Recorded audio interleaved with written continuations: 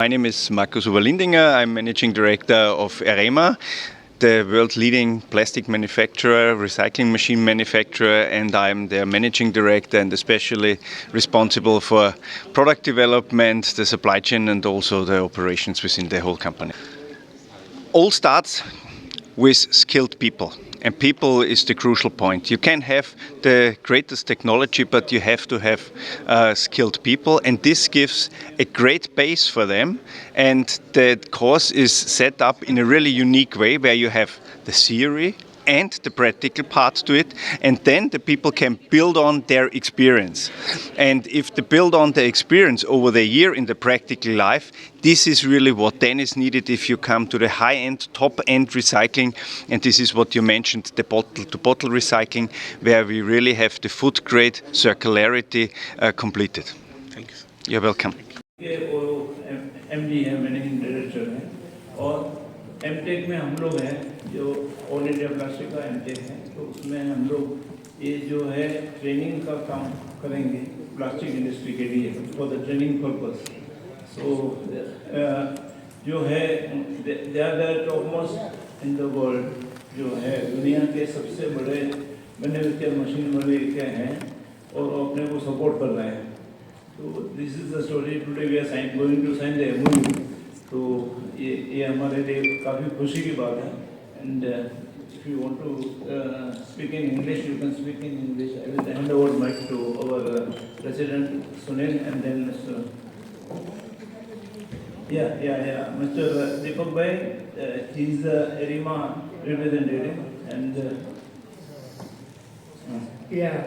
good evening. My name is Deepak Mehta.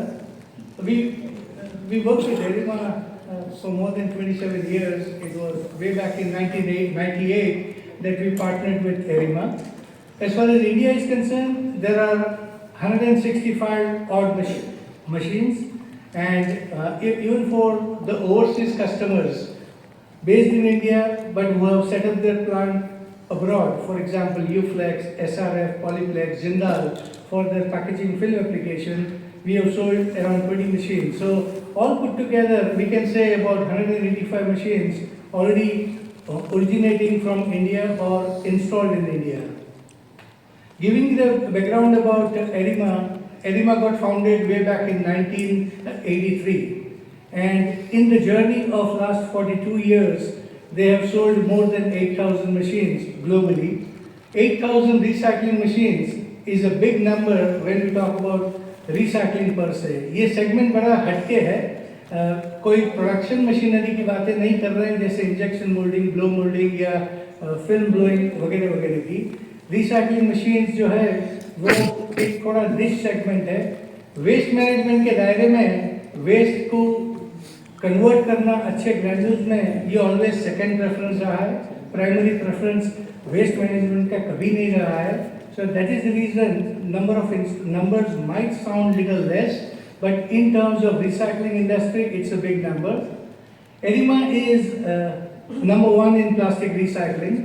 उनका जो cutter compactor extruder technology जो है वो वर्ल्ड में मशहूर है. जितने भी मशीन्स, चाहे वो इंडिया के हो, चाहे वो चाइना के हो, या चाहे किसी और प्रदेश का हो, ये सारे एरिमा की जो रिसाइकलिंग करने की फिलॉसफी है, कटर कॉम्पैक्टर एक्सट्रूडर, यही इंडस्ट्री ने कॉपी करी है.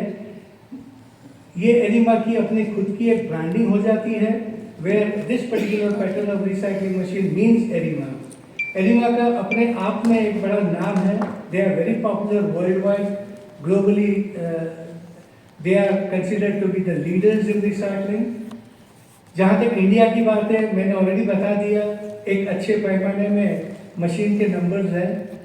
We serve all the industries, in house waste recycling, industrial waste recycling and post consumer waste recycling. So in short, this is the background about Arema as a company. Thank you. President to give few words. Thank you, Arvind bhai, and good evening. Welcome, Mr. Marcus, and welcome, Deepak bhai. It is our great and immense pleasure that we are collaborating with Arema. See, we are all business people, we all do production, everything. but it is our duty to teach the students that what exactly the plastic problem is. Plastic problem is recycling and sustainability. And there is no better company in the world than Arima who can give a solution to this kind of activity. So, and to my very pleasant surprise, they have informed us this is not for their marketing purpose or not for any sales or showing purpose, it is only for the education purpose. So I am very happy that with this kind of mindset, we are going ahead to sign the MOU today. As per the Ursula von der Leyen, it was for FTA in Europe. It was like a mother of all FTA. So to us, it is mother of all MOU, and we are going to create an environment which comes international standard students for sustainability at the same time for recycling. Thank you very much for coming, and for any questions, I request everybody to go forward. Yeah, with your kind permission, can I add something more? Yeah. Forgot to, in our, because we were late, we forgot to welcome the press. So we welcome the press who are here. So that is our apologies, and now we can start, Deepak. Sorry. Yeah, I would like to share my personal experience, having spent about 30 years in the field of recycling. सबसे बड़ी समस्या ये आती है कि जैसे मैंने बताया, injection moulding, blow moulding, extrusion, several other mother machine, इनके लिए तो ट्रेंड ऑपरेटर्स मिल जाते हैं. सबसे बड़ी दिक्कत आती है रिसाइकलिंग सेगमेंट में. रिसाइकलिंग सेगमेंट एक थोड़ा इनफॉर्मल सेगमेंट के तौर से ही चला हुआ है. In last 3 to 5 years out से थोड़ा ऑर्गेनाइज्ड वे में रिसाइकलिंग होना शुरू हुआ है. But the biggest challenge that the industry is facing is availability of good train operators. And invariably जब भी हम कस्टमर्स को मिलते हैं तो एक ही शिकायत बार बार आती है कि भैया मशीन तो बढ़िया है लेकिन ऑपरेटर सही नहीं मिल रहा है. मशीन में फिर दिक्कतें आती है, प्रोडक्शन नहीं मिलता है, अच्छी क्वालिटी के दाने नहीं बना पाते हैं, इश्यूज को रिजॉल्व नहीं कर सकते हैं, मेंटेनेंस रेगुलरली जो होना चाहिए था वो ऑपरेटर को पता नहीं है क्या करना है, कब करना है, कैसे करना है. तो ये एक बड़ी कमी महसूस नज़र आ रही है. एंड इंसिडेंटली जब हम के शो में अरविंद भाई, सिद्धार्थ जी, हनुमान जी और आइटमा की टीम से बातचीत हुई और उन्होंने जब प्रपोजल दिया कि इस तरह का हम सोच रहे हैं कि इंडस्ट्री को किस तरह से ट्रेन करें, how do we make basically the operators and the supervisors fit, capable and talented, कि आने वाले दिनों में जिस हिसाब से वेस्ट रिसाइकलिंग होने वाला है तो उतने पैमाने में ऑपरेटर्स का होना भी ज़रूरी है. एंड इमीडिएटली ये चीज़ एरिमा को भी पसंद आई, उनकी बातें भी काफ़ी अच्छी थी, कन्विंसिंग थी, और इस तरह से हमने आगे जाने का सोचा है. बेसिकली ये प्रोग्राम क्या है? ये प्रोग्राम बेसिकली इसी तौर से हमने सोचा क्योंकि एरिमा खुद उनका ट्रेनिंग सेंटर है. They call it Loopack academy. Agents के जो टेक्नीशियंस होते हैं उनको वो रेगुलर बेसिस पे ट्रेन करते हैं. और एरिमा का ऑलरेडी यूनिवर्सिटीज़, जर्मनी की यूनिवर्सिटी, ऑस्ट्रिया की यूनिवर्सिटी से ऑलरेडी ताल्लुकात है. 3 या 4 यूनिवर्सिटी के साथ वो वर्क करते हैं और यूनिवर्सिटी से समझते हैं कि नीड क्या है, चाहे वो स्टूडेंट हो, चाहे वो ऑपरेटर्स हो, चाहे वो सुपरवाइजर्स हो. और इसी तरह से यूनिवर्सिटी के साथ क्लोजली वर्क करते हैं और अपनी लूपैक एकेडमी में भी ट्रेनिंग अदा करते हैं. तो इसी चीज़ को लेते हुए हमने सोचा कि इंडिया में ये बहुत ही ज़रूरी है. यही सारे रिसाइकलर्स की कंप्लेन रही है about lack of train man power. So what the whole programme is basically aimed at how to bring skills among the people, how to train them, how to make them competent enough to operate any machine. अगर एडिमा machine के अंदर training ली है तो फिर machine चाहे वो China की हो, चाहे इंडिया की हो, चाहे और किसी देश की हो, फंडामेंटल्स तो सेम ही रहते हैं, ऑपरेशनल फीचर्स सेम ही रहते हैं. तो अपने आप में वो काबिलियत आ जाएगी उनमें कि मशीन को ऑपरेट करना, सही मेंटेन करना, time to time periodically parts को रिप्लेस करना, किस तरह से प्रोडक्टिविटी को ऑप्टिमाइज करे, किस तरह से मशीन को फुली यूटिलाइज करे। तो यही इरादे के साथ बेसिकली ये ट्रेनिंग प्रोग्राम जो है वो एरिमा और आइटमा एमटेक के साथ कोलैबोरेशन में करना है। एरिमा का पिछले 40 साल का अनुभव, और जहाँ ट्रेनिंग की बात करें तो पिछले 10 साल से तो वो ट्रेनिंग दे ही रहे हैं, तो उनके अनुभव हम इंडिया में लाएंगे और ये देखेंगे कि उस लेवल के स्किल डेवलपमेंट हम इंडिया में किस तरह से ला सके। This is what I thought I should add. Thank you. नहीं, और एडिशनली हम लोग जो ट्रेन करेंगे इनके जो है, तो मैन पावर जो ट्रेन होगा वो इंडिया की जो कंपनी उनकी जो है उसमें तो जाएगा ही, मध्य प्रदेश भी जाएगा। मीन्स उनकी काफ़ी जगह पे मशीनरी है तो उधर भी जाए, means it can be exported also this the all man power, technical man power. तो एक अपने लिए काफ़ी बड़ी बात है। और हम लोग दूसरे ट्रेनिंग जो देते हैं हम लोग एमटेक में, आइटमा में, हम लोग जॉब की गारंटी भी मीन्स मैक्सिमम ट्राई करते हैं। गारंटी मीन्स हम लोग मैक्सिमम ट्राई करते हैं कि भाई 100% हमारे पास प्लेसमेंट ऑफिसर है और वो ट्राई करते हैं उनको जॉब मिलेगा, ऐसा हम लोग करते हैं। तो ये हमारा ऑनेस्ट जो for the industry a noble venture है कि भाई इनके साथ कोलैबोरेशन करें और हम लोग करें। And they are going to donate on machine जो है वो recycling machine, they are going to have this one, और हम लोग we are happy to get it. और उसका भी वर्थ काफ़ी है और हमारी जो है वो अंडरस्टैंडिंग भी सही है। तो this is the story. I would request you to tell something maybe, और प्रेस को बोल रही हो आप बोलो। I think most of the things were mentioned, and what I can say, we are really happy and grateful that we got the opportunity for IPMA Amtech to take part in this program.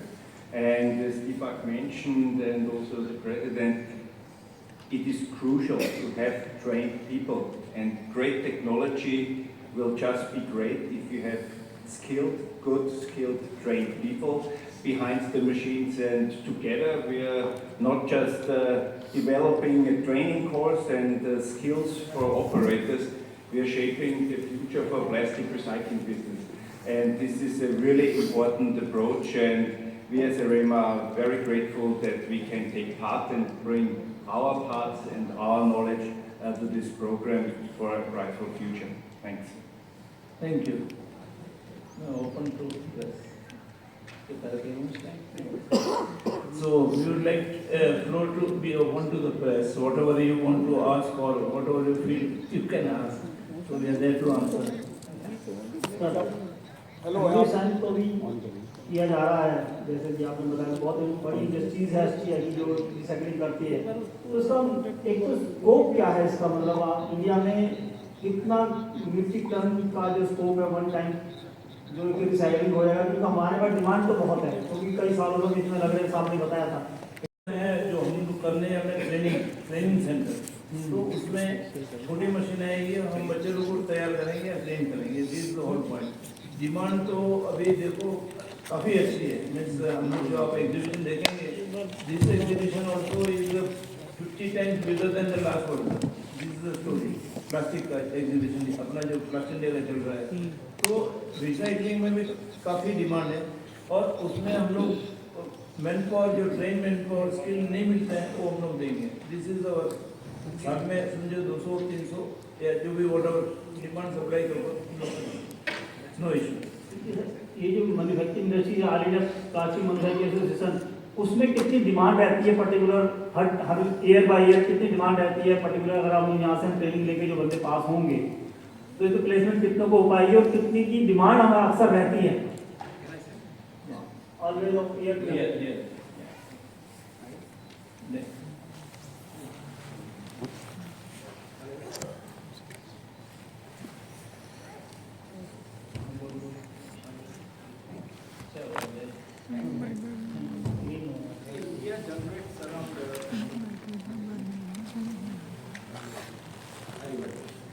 See, India generates around 9.1 billion tons of plastic waste annually.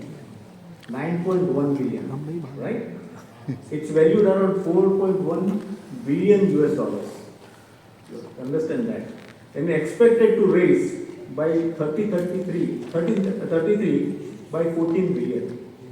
So we can understand the scope of requirement of regeneration, recycle and sustainability. Second important thing is that every country, including India, is going for sustainability. So recycling industry is going to grow leaps and bounds, right?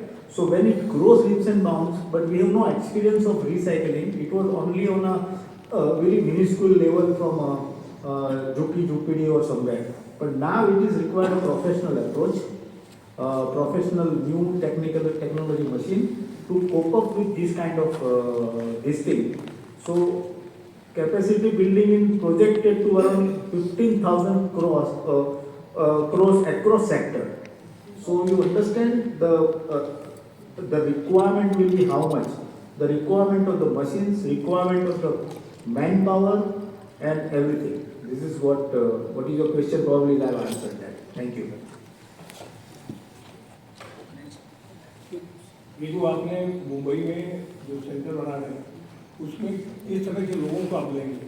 दूसरा सबसे बड़ा जो plastic का जो सबसे recycling कहाँ पे ज़्यादा हो रही है, मिसयूज कहाँ हो रहा है प्लास्टिक का सबसे ज़्यादा मुंबई में मिसयूज क्षेत्र है या और कोई देश के और भी क्षेत्र है कोई?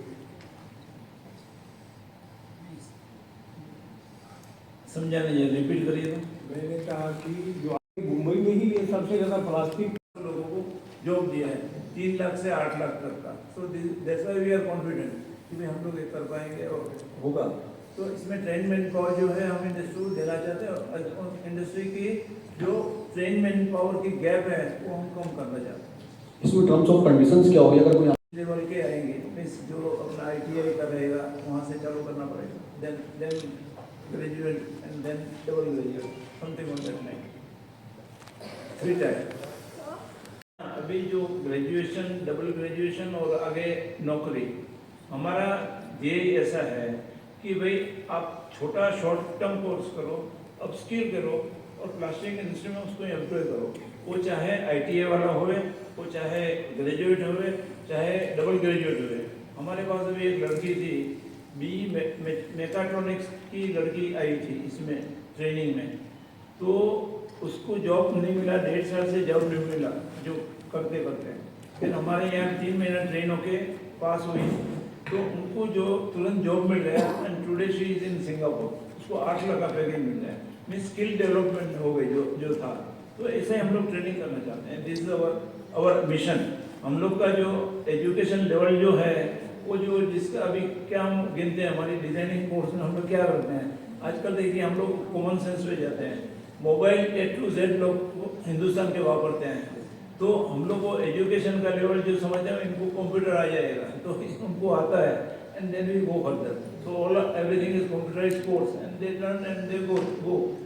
और दूसरा बच्चे लोग का मैथ्स और साइंस अच्छा रहता है तो हम ये कोर्स में ले लेते हैं and they are successful. This is the way change the way of rather upskilling. Yeah, Arvind, can I add something?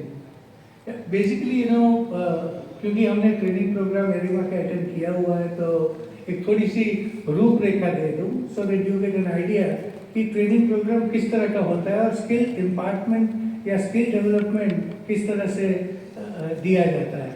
Normally कोई ट्रेनिंग प्रोग्राम 2 हिस्से में बांटा जाता है।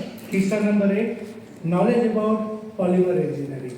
आज जो भी मटेरियल्स है LDP, HDP, PP and several other polymer grades, तो इसकी थोड़ी बैकग्राउंड, इसकी इंफॉर्मेशन, इसका थोड़ा नॉलेज होना कोई भी ऑपरेटर के लिए ज़रूरी है।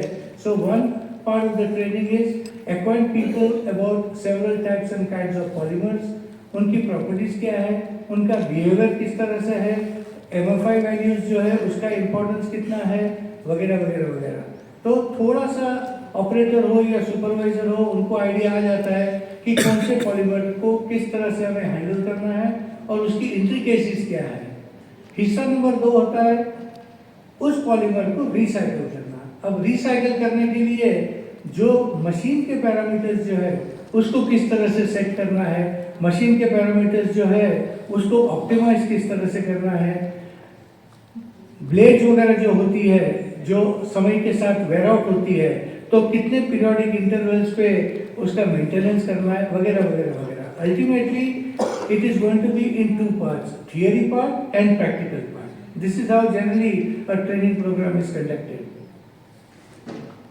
Soft drink की bottle हो या juice या beverages या alcohol, we are consuming, and since we are consuming, the granules have to be FDA approved.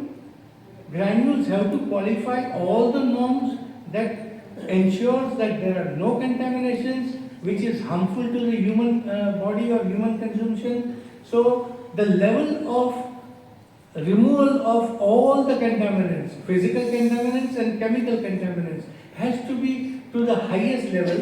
And what is the benchmark? As close to virgin material. Virgin material की जो properties है उसके करीब recycle दाने को जितना हो सके उतना ले जाइए ताकि बॉटल टू बॉटल एप्लीकेशन में यूज हो सके। यही चीज आती है कोई सम अदर प्रोडक्ट्स, आप कॉस्मेटिक्स ले लीजिए, हेल्थ केयर ले लीजिए, शैम्पू ले लीजिए, they are all coming in contact with the human body, and since they are coming in contact with the human body, उसका दाना भी FDA अप्रूव्ड होना चाहिए। This is point number 1।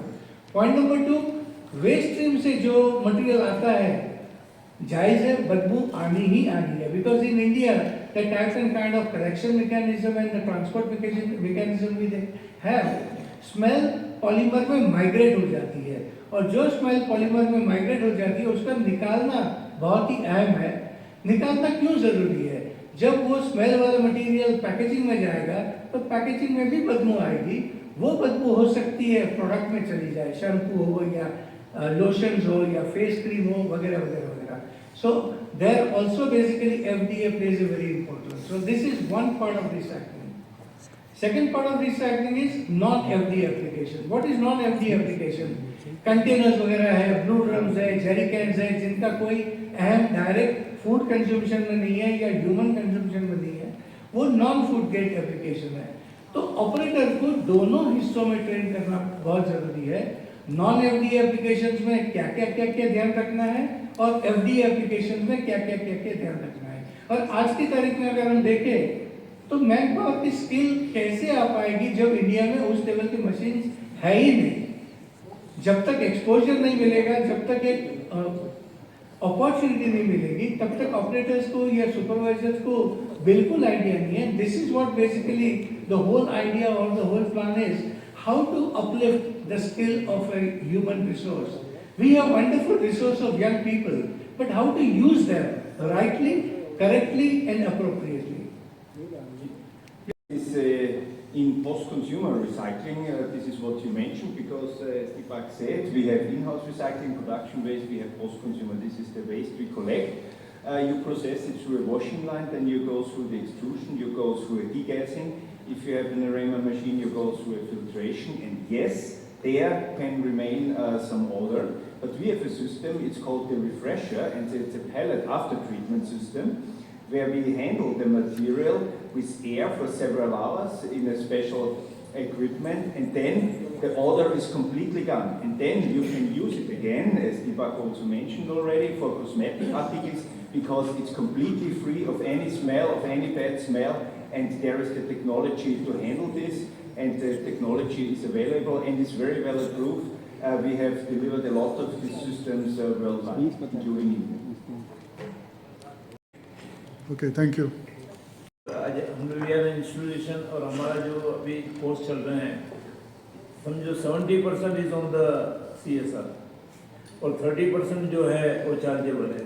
और हम लोग भी चार्ज कैसे करते हैं कि भाई वेरी टोकन फी। अभी हमारे जो डिज़ाइन कोर्स है, दूसरे तीसरे चौथे कोर्स 15,000 से कोई ऊपर नहीं है, 75 आवर्स का कोर्स, तो 15,000 कोई बड़ी रकम नहीं है। और जो देने वाले वो भी नहीं देते हैं, तो हम लोग CSR बन के, और हमारी इंडस्ट्री हमें सपोर्ट करती है, हमारे डोनर्स है वो सपोर्ट करते हैं। So this is a very valid point कि and we have no funds from government और एनीथिंग, हमको नहीं मिलता है। We are recognise by skill council of India, NSCC का सब कोर्स हमारे NSCC के सर्टिफाइड है। So we work on that.